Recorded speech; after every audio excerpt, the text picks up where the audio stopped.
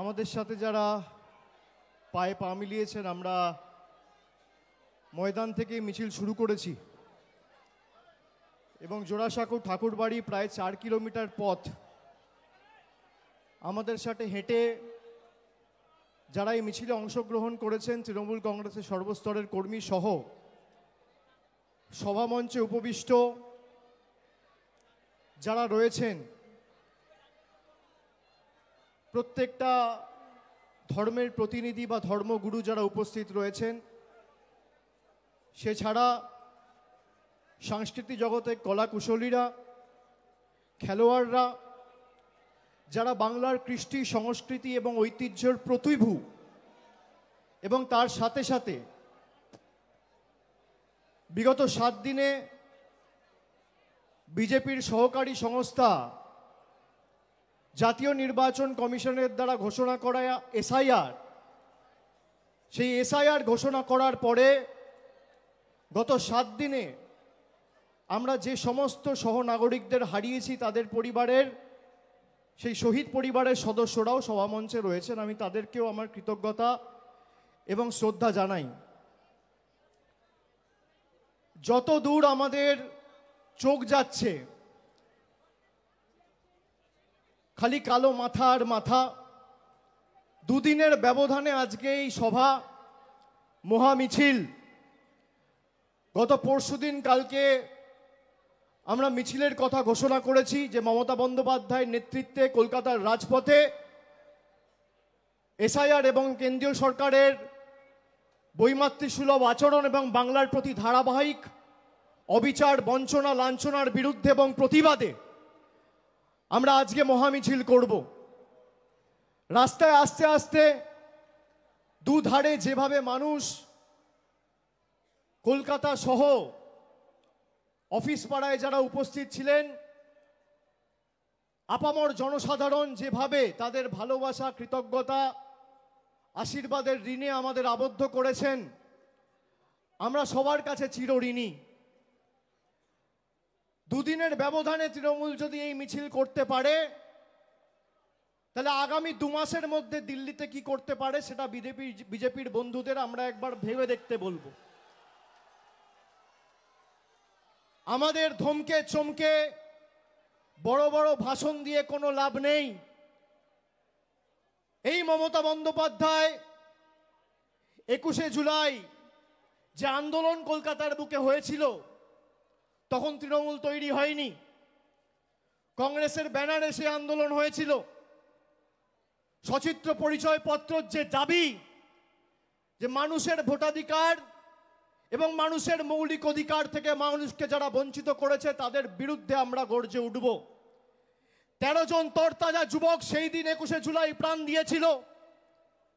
তারপর থেকে যখনই ভারতবর্ষে ভোটাধিকার কেউ প্রয়োগ করেছে, তৎকালীন যুব কংগ্রেসের সভানেত্রী মমতা বন্দ্যোপাধ্যায়ের আন্দোলনের কথা তারা মনে করেছেন এবং সে আন্দোলন আজও স্বর্ণাক্ষরে লেখা রয়েছে।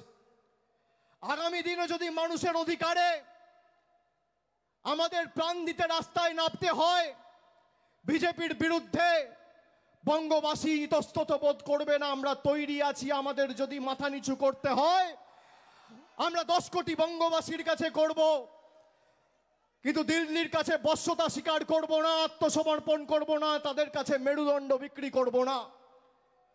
আমরা যখন নবজোয়ার করেছিলাম, আমরা বলেছিলাম আপনার 100 দিনের অধিকারের টাকা হয় আমরা দিল্লিতে গিয়ে আন্দোলন করে ফিরিয়ে আনবো, নইলে বিকল্প অর্থের ব্যবস্থা করব।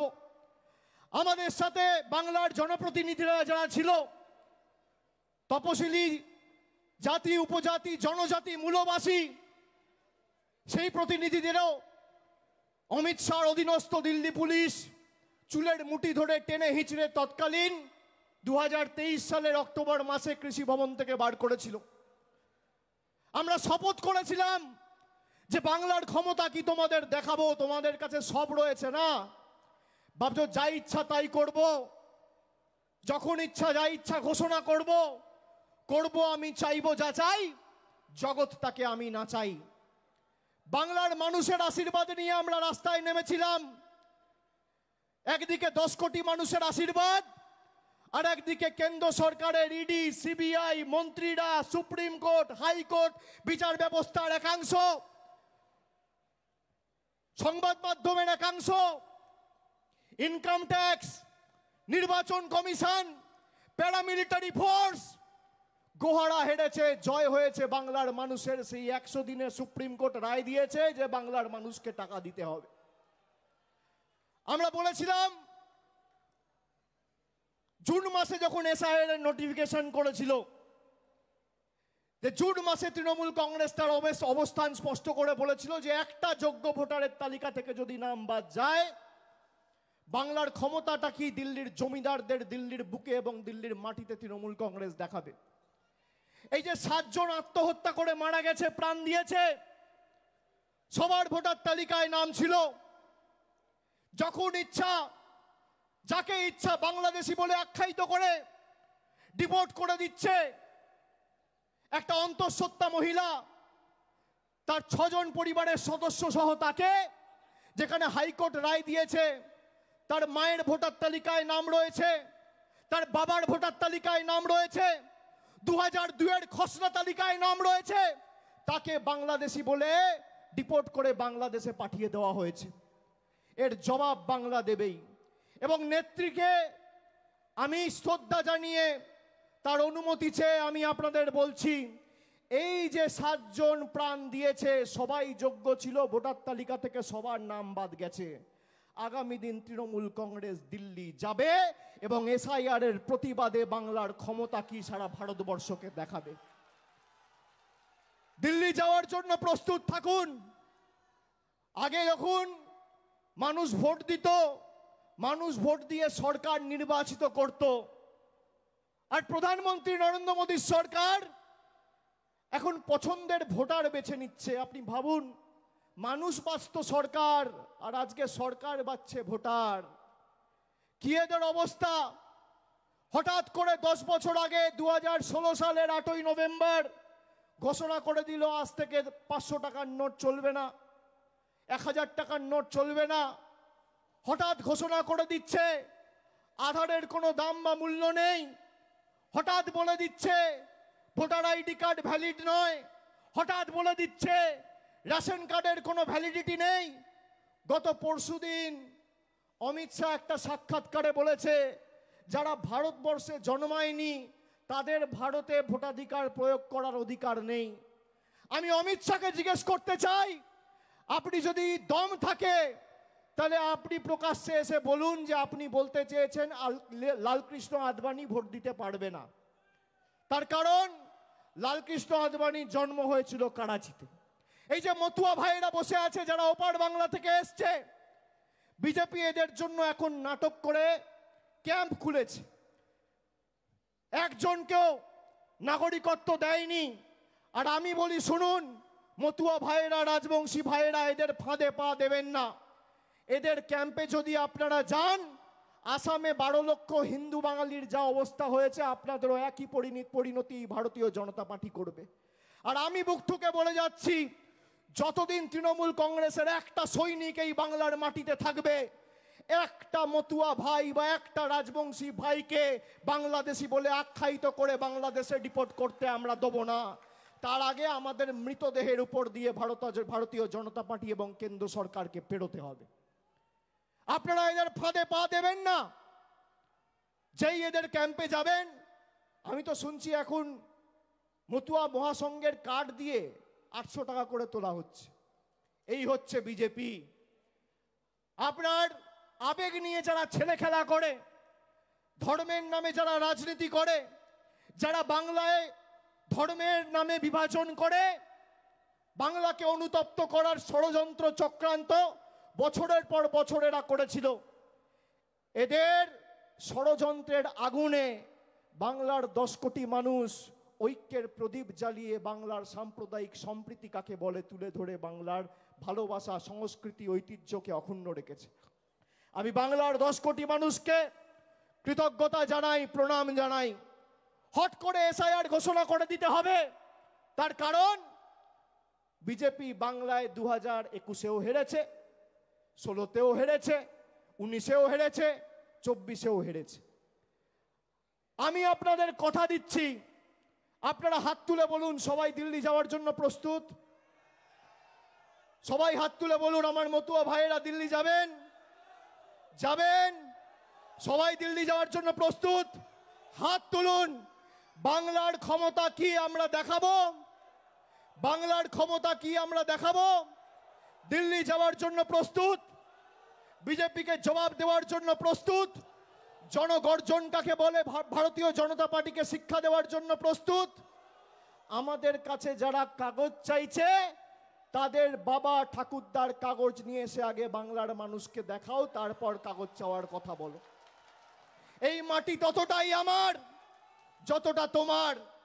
এ মাটি ততটাই একটা সংখ্যালঘু সম্প্রদায়ের মুসলমান ভাইয়ের যতটা একটা হিন্দু ভাইয়ের, যতটা একটা খ্রিস্টান ভাইয়ের, যতটা একটা শিখ ভাইয়ের। এই মাটি যতটা একটা মতুয়া ভাইয়ের ততটাই একটা রাজবংশী মার। এই মাটি যতটা আমার, এই মাটি ততটা তোমার। বৈচিত্র্যের মধ্যে একতাই আমাদের মূল মন্ত্র। নানা ভাষা, নানা মত, নানা পরিধান, বিবিধের মাঝে দেখো মিলন মহান। আর আজকে এই ঠাকুরবাড়ির পবিত্র মাটিতে আমি দাঁড়িয়ে কথা দিয়ে যাচ্ছি, যারা বাংলাকে অপমান করেছে, যারা বাংলাকে ভাতে মারার ষড়যন্ত্র পরিকল্পনা করে 100 দিনের টাকা, জল জীবন মিশনের টাকা, আবাসের টাকা, গ্রাম সড়ক যোজনার টাকা, সর্বশিক্ষা মিশনের টাকা আটকে রেখে নিজেরা যা ইচ্ছে তাই রিমোট কন্ট্রোলের মতো ভেবেছে যে যখন বোতাম টিপবো টাকা চালু, যখন বোতাম টিপবো টাকা বন্ধ, যখন বোতাম টিপবো 500 টাকার নোট বাতিল, যখন বোতাম টিপবো আধার কার্ড বাতিল।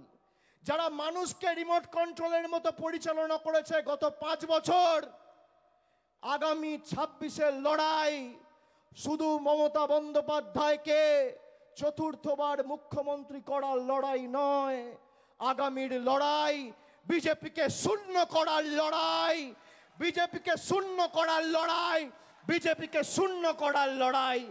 যে কটা আবর্জনা এদিক ওদিক ছিটিয়ে পড়ে আছে, আজকে ভাবুন বাংলার মানুষের ভোট নিয়ে বাংলা থেকে 12 জন এমপি হয়ে বাংলার টাকা বন্ধ। বাংলা থেকে 77 জন এমপি জিতেছিল, এদেরকে শূন্যে নামাতে হবে।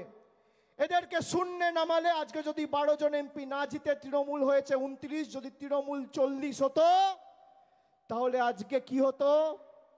বিজেপি টাটা বাই বাই, থাকতো না। 10টা সিটের জন্য খালি সরকারটা রয়ে গেছে, তাও তো বিহারে ইলেকশন আছে 5-7 দিনের মধ্যে, দুটো ক্র্যাচ নিয়ে হাঁটছে। আর বড় বড় ভাষণ, এসআইআর হবে, এনআরসি হবে।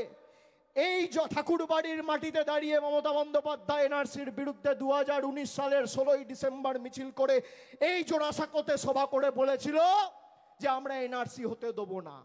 পেরেছে অমিত শাহ, পেরেছে বিজেপি। আর আমি আবার বলছি, তোমরা চক্রান্ত করে জোর জবরদস্তি এসআইআর চাপাতে চাইছো। তৃণমূল মানুষের ক্ষমতা নিয়ে প্রতিবাদ প্রতিরোধ কাকে বলে আগামী 2 মাসের মধ্যে দিল্লিতে দেখাবে, তৈরি থাকুন। আমি আমার বক্তব্য দীর্ঘায়িত করব না, আপনারা অনেকক্ষণ ধরে এসছেন। আমরা সবাই আমাদের নেতৃত্ব থেকে তার বক্তব্য শুনব, তার কথা শোনার জন্য আমরা এসছি। এবং আগামী দিন যতদিন এই প্রক্রিয়া চলছে, ভোটার লিস্টের কাজ, আমি সকলকে অনুরোধ করব কেউ ভয় পাবেন না। তৃণমূল কংগ্রেসের কর্মী সমর্থকরা রাস্তায় আছে। প্রত্যেকটা অঞ্চলে তৃণমূল কংগ্রেসের একটা করে হেল্প ডেস্ক ক্যাম্প খোলা হয়েছে। প্রত্যেকটা ওয়ার্ডে, শহর এলাকায় তৃণমূল কংগ্রেসের ওয়ার্ড ভিত্তিক ক্যাম্প রয়েছে, বিধানসভা ভিত্তিক ওয়ার্ড রুম রয়েছে। প্রায় 7000-এর বেশি ক্যাম্প আমরা সারা বাংলা জুড়ে কুচবিহার থেকে কাকদ্বীপ করেছি।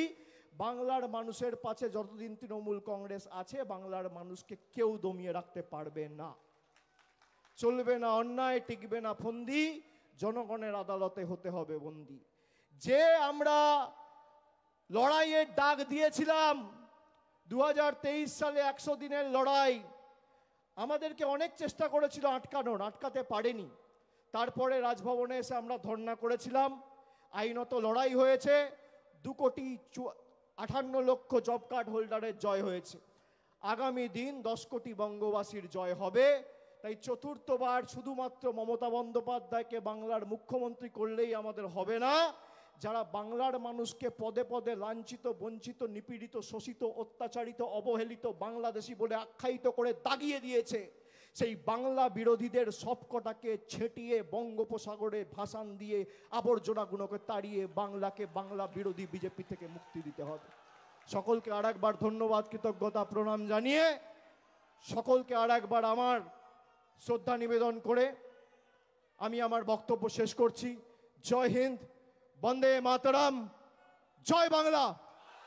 জোরে বলুন জয় বাংলা। পিছনে যারা আছে হাত তুলে জয় বাংলা, জয় বাংলা, জয় বাংলা। ভয় পাবেন না। অনেকে ভাবছে জয় বাংলা বললে নাকি বাংলাদেশি বলে বিজেপি আখ্যায়িত করবে। বাংলার মাটির এমন শক্তি, ভারতবর্ষের রাষ্ট্রপতি বাংলার মাটিতে দাঁড়িয়ে জয় বাংলা বলে গেছে।